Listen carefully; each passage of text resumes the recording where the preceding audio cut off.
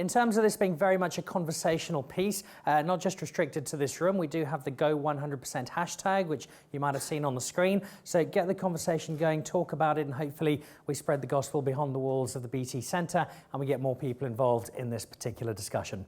So Ben Ainsley kicked us off. We've got two superstars in the flesh, and with this being the Rugby World Cup, it makes sense to have two of England's all-time greats with us here today. I'd like to welcome up, starting with one of the biggest, strongest, most intimidating enforcers the game of rugby has ever seen, Mr. Austin Healey.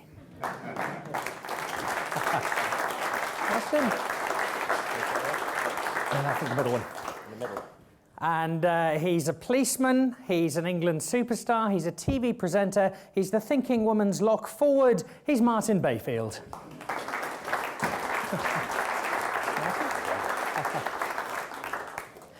Well, guys, a very warm welcome to both of you, and thank you for joining us here today. A lot of environmental, sustainable issues to talk about, and Austin, I know that they're particularly close to your heart, but given it is the Rugby World Cup and we have you here, it makes sense to kick off just a very quick look at a World Cup that I'd like to think the scars have healed since in terms of England. Martin, great World Cup. You could have had your pick of quite a few England players to come in and talk today. They're not doing much at the moment. On the field, perhaps not a great tournament for England, but off the field, and you've been watching it very closely as a commentator, it has been an extraordinary celebration of rugby and a quite wonderful World Cup. It's been fantastic so far, and it will continue to be as we go into the final 2 weeks. Stadiums will look fantastic, they're full. We've gone into areas which people associated more with football, and the football fans and the environments around that, the communities around that, snapped up the tickets. And the rugby's been fantastic, England aside. We've seen the Tier 2 nations closing the gap between the Tier 1 nations. And we hope now that the gap in the 4 years between this World Cup and Japan 2019, we will continue to see growth in rugby, continue to see growth in the Tier 2 nations, to make sure that by the time Japan 2019 kicks off, and it will kick off even bigger and brighter as a result of, I hate to mention it, Japan's victory over South Africa, we are now seeing a truly global sport where the gaps between the big teams and the lesser teams is getting narrower and narrower. Austin, we went through this last weekend, the 2 million mark in terms of spectators at the ground, so the interest has been unprecedented. Has rugby gone to a new level as a global game in this tournament? I've not really been that interested in it, to be honest. BT Sport don't cover it, so I'm true to the brand, and I paid very little interest. I haven't gone to work for ITV like some people have, and I think it's true. You know, to sign up, when you cut me in half, I'd come out purple, orange, red, green, and a little bit of white.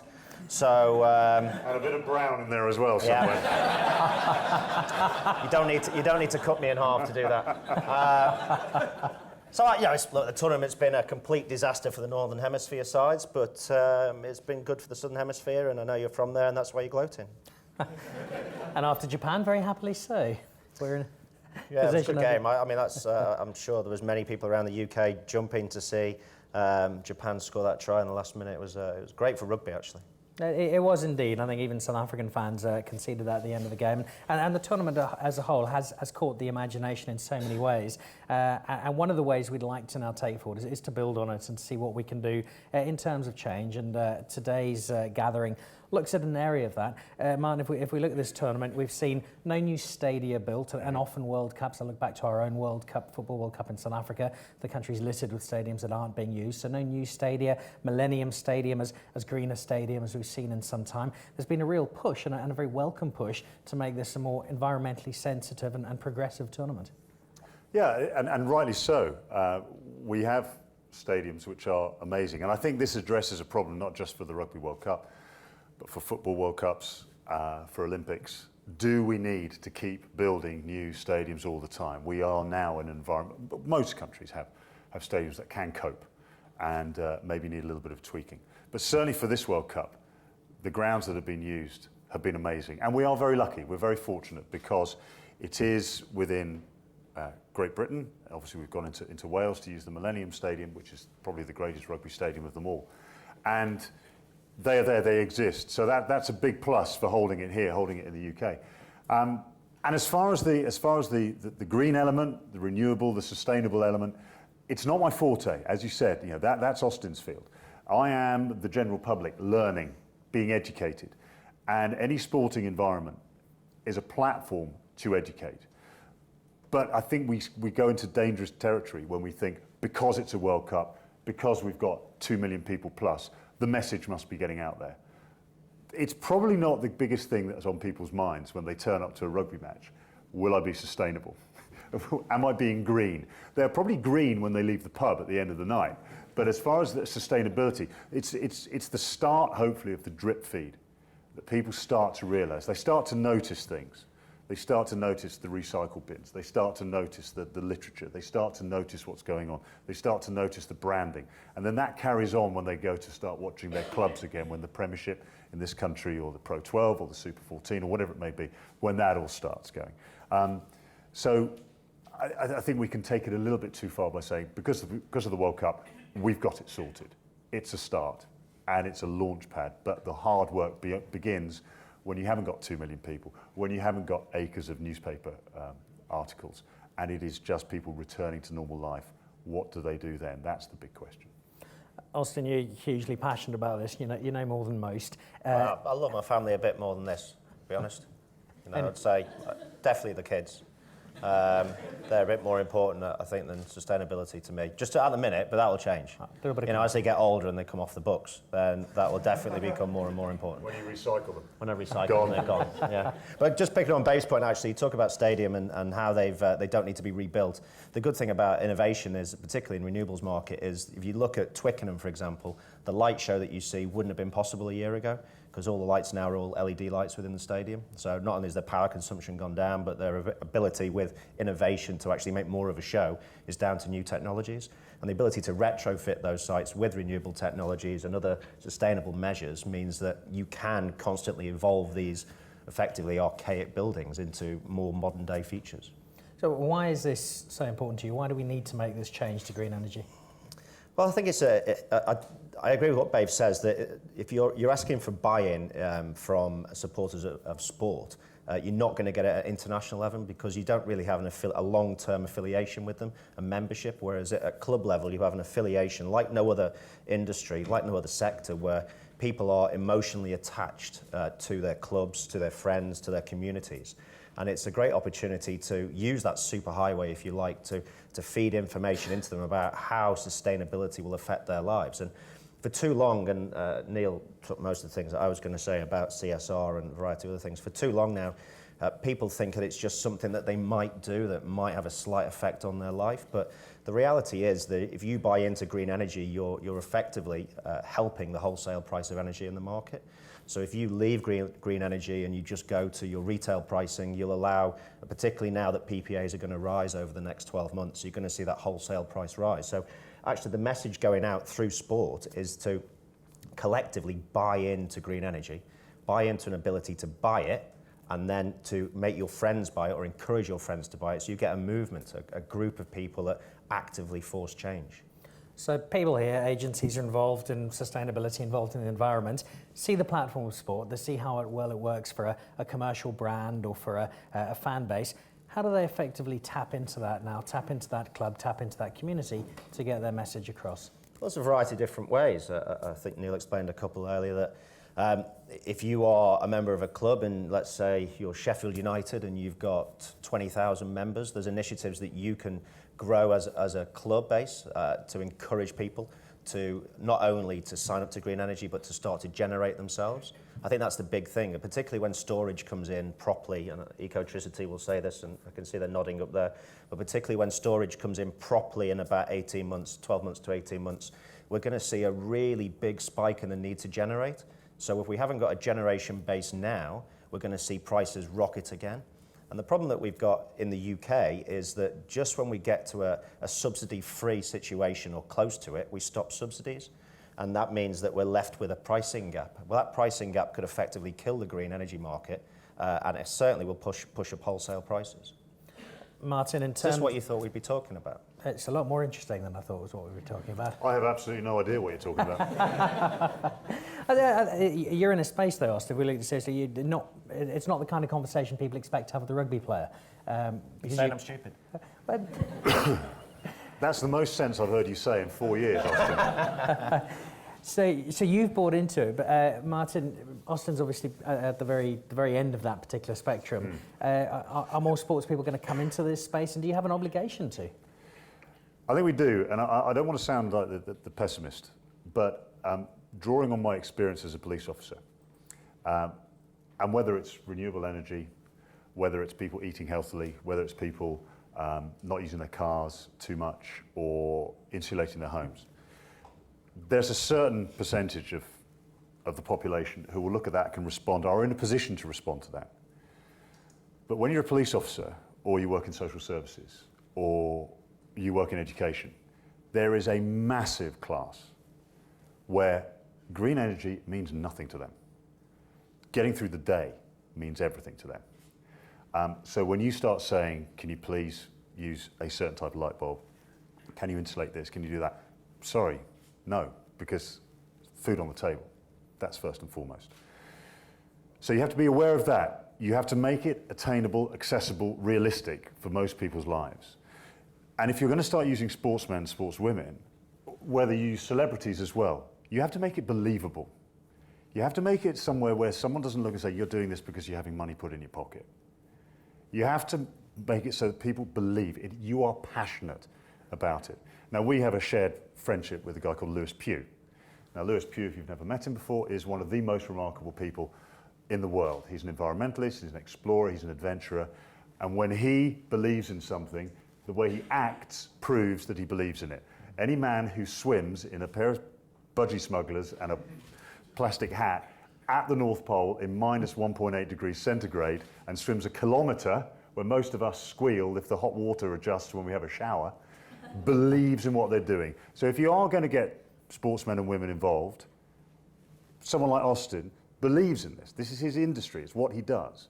And so if you're going to attach a brand, a ploy, a marketing element to someone, it has to be believable. It's not like the weird perfume ads or watch ads where someone sits like that and you go, well, you're just being paid.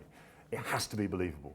And then you capture someone's imagination. And once you capture their imagination, then you can work on the hero element. Then you can work on Steven Gerrard, Wayne Rooney, whoever it may be, doing it, and people believe in it and they buy into it. And once you get that buy-in, then surely that's when it works. If you just say, do it. Someone sat in their house on minimum wage, kids screaming around them, and not going to say, do you know what? Yeah, I think I'm going to lag my hot water cylinder this weekend. Because that's not high on their list of priorities. Somehow you have to make it their priority. And that's difficult, very difficult. I just pick up on that. You're talking about people in social housing and fuel poverty. There's a huge unbalancing at the minute in the UK and what's going on. Now, I don't know if you're aware of this, but you currently pay for green energy on your bill every single year. I mean, right. And everyone pays the same. So you will be paying currently £7, and it'll go up to £20 or £28 if you put nuclear in, which is twice the cost of green energy. That's another story. But if I put nuclear in? If we. Not into my house. That would be amazing. You might need to, because I've seen the size of your fridge. Oh, yeah. But to get back to the point. You can't fire a cannon from a canoe, Austin. You cannot fire a cannon from a canoe. I can see it's fallen over a few times, that. But the reality is everyone pays the same. Yeah. So what you've got now is you've got people in fuel poverty who are actually paying for green subsidies to be allocated on people's houses and on businesses who are able to afford it. So there's a complete imbalance in the green structure at the minute. And so when you talk about somebody sat in that house on minimum wage that can't afford to put insulation into their house, they don't have to pay for it. There's ways around getting that situation for free. So we'll build up the infrastructure on housing. Yeah. There's already a massive cost restriction and budget restrictions on social housing in the UK. So that infrastructure needs to be looked at in the future. We'll also improve their energy bills, and we can take 2 to 4 million people out of fuel poverty without them having to spend a penny. But you can only do that through green energy. You can't do that through coal, gas, nuclear. But how do you make that easy? How do you make that easy for someone who's sat in their rented accommodation? By creating a movement and a knowledge and a community where people talk to each other and they say, How did you do that? You did that for nothing? Is it they don't understand CapEx? Not all of them. That's a little bit of a condescending thing to say. 0 CapEx, and I'm making money on day one.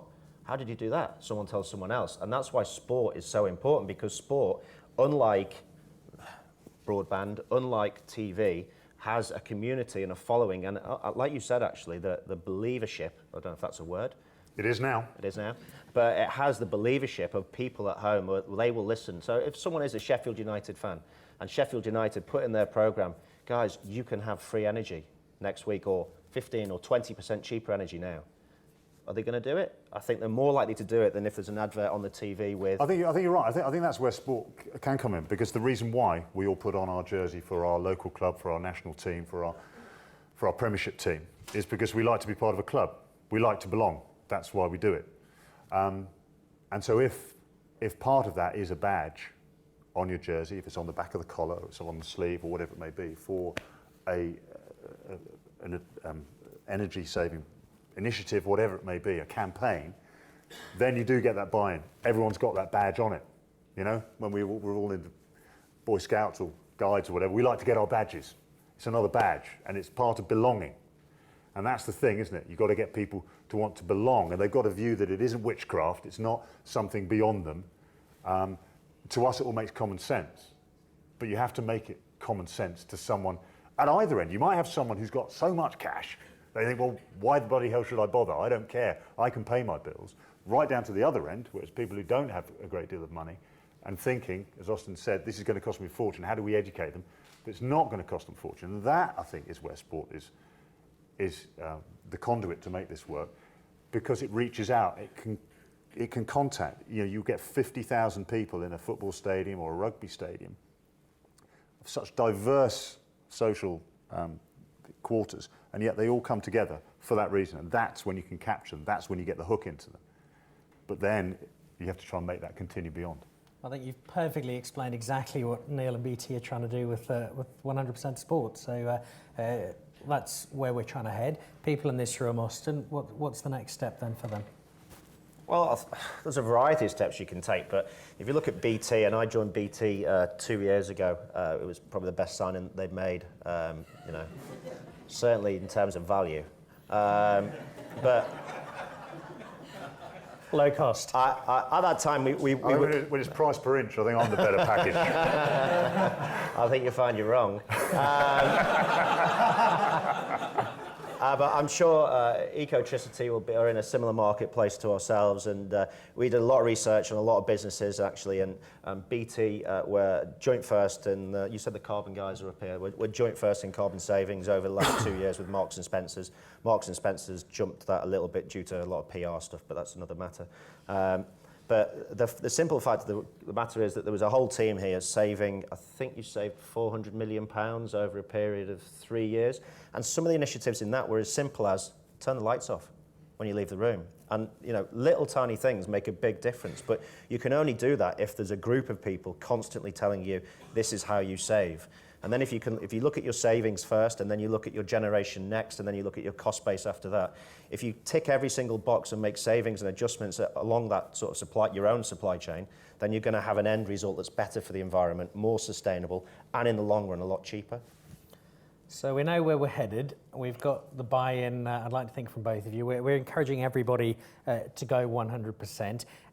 Lots of hashtags flash around the world of Twitter. It's very easy to put them out there. They don't always get translated into actual action. Martin Bayfield, are you going 100%? And if so, what are you going to be doing to nudge us in the Austin Healey direction? Well, I would hate to nudge anyone in the Austin Healey direction, because that way chaos lies. For me, I think if you're going to get started on this, it has to be something easily attainable straight away. So surely the most simple one is recycling. It has to be the easiest one. You know, as Austin's saying, switching lights off, whatever, I think most of us probably do that. But recycling, do that straight away. Cut down waste. So food, buying too much food. You know, how many of us chuck away at the end of the week? Never cook that, never use that, chuck it away. So recycling, nice and simple. I'm already a complete recycling nose at home. But I am forcing my kids, my wife, to recycle. And that's a nice, simple way of getting started. And then you start to look at your house and how you generate the energy in your house, your boiler, your electricity, what's coming into your house and how you use that. That gets a little bit more technical. You need to have a look and see what the best ways are there with, and I know this is your field, Austin, isn't it? With boilers and the fuel you're using to generate that heat. But for me, to start off with, it would be recycling. All right. Quickest way to change is to phone up your power supplier, like Neil said, and go 100% green. If they haven't got the capacity to deliver that to you, or they'll be quite reticent to because it costs them more money than they make, then phone up Good Energy or one of the other big green suppliers and say, I'd like to switch to you guys, take green energy. It'll be cheaper, you'll be doing your part, which will be more important. You'll be sending a message. Following on from that, recycling and binning stuff is about to take a real step change because there's a lot more value in the stuff you throw away than people think. So if you want to sell your rubbish, I'm here. But there's effectively thousands of people around the country now that are buying 800,000 tons of recycled household waste every single day because they know they can convert that through subsidy into power and heat, and a variety of other things we can drop into the grid. So I think the message is sort your own power supply out first, see if there's a way you can generate, and if you have got time, before the consultation on solar ends with the government on the 27th of October, send in a complaint that there's people in the country that we can take out of fuel poverty straight away that are going to be denied it for the foreseeable future, in fact probably forever, if the government persists in reducing their subsidies into the solar energy market when they're talking about, I think it was £94 per megawatt for nuclear with two partners that are French and Chinese. I know he's just landed, the Chinese Prime Minister, and as long as I haven't got a red dot on my chest, I'll quite happily say this, but I think that we should be looking after ourselves first. There's another conversation about £5.4 billion of aid money is going to be spent on third world countries receiving renewable technologies. I'm all for that, I think that's fantastic, but there's also 4.2 million people in the UK that live in fuel poverty. We have to take those people out first, or at least look at means and tactical analysis of how we're going to do that in a rugby sense. So there's a lot going on in the energy market, but as we've said, I do believe that basically the sport ecosystem has the ability to deliver that message better than any other ecosystem in the UK, and we have to use that in a positive way for positive change. Final opinion from you before I ask you one very quick rugby question to wrap up. Austin, do you honestly believe that this is attainable? Absolutely attainable, yeah. I don't know if you saw, there was a picture on Twitter, I think, most of you, I presume you're on Twitter. There was a picture on Twitter last week, the size of the Sahara Desert it would take to power the whole world, and it puts everything into perspective. And yet we're still spending £24.6 billion a year subsidising fossil fuels. Why are we doing that? We know it is not sustainable. We know it's going to run out. Why don't we convert that subsidy into something that we can sustain, which is better for the planet, better for people, and better for our future? If you are looking for a sporting champion for your cause, I suspect you might have found him here today. Guys, thank you both very much. I can't let you go without one quick question. Yesterday we had Skinstad, Greenwood, Dallaglio and Betson calling the World Cup final. They each gave a different answer. Martin, who's in the final? Who's going to win it? I think in the final it'll be New Zealand, Argentina. With victory? New Zealand winning. To New Zealand. Austin? I think New Do you Zealand... know who's in the semis? Is it on BT Sport? I think it will be New Zealand, Argentina, but I think Argentina will win. I think that they've played with unbelievable passion. I'd love to see that in sport. I would love it. We'd be eating steak and drinking Malbec for 10 years if Argentina win. Fantastic. I'm not sure how that differs from Martin's lifestyle as it is. Guys, there'll be a lot of greenhouse gases if that's the way we go. Guys, thank you both very much. We've obviously in Austin got somebody who's massively passionate about sustainability, and please feel free to corner him a little bit later to chat some more if you'd like. And somebody who's been converted in the same direction. So guys, to both of you, thank you very, very much indeed for being with us here today. Thank you. Cheers. Thank you. Thank you.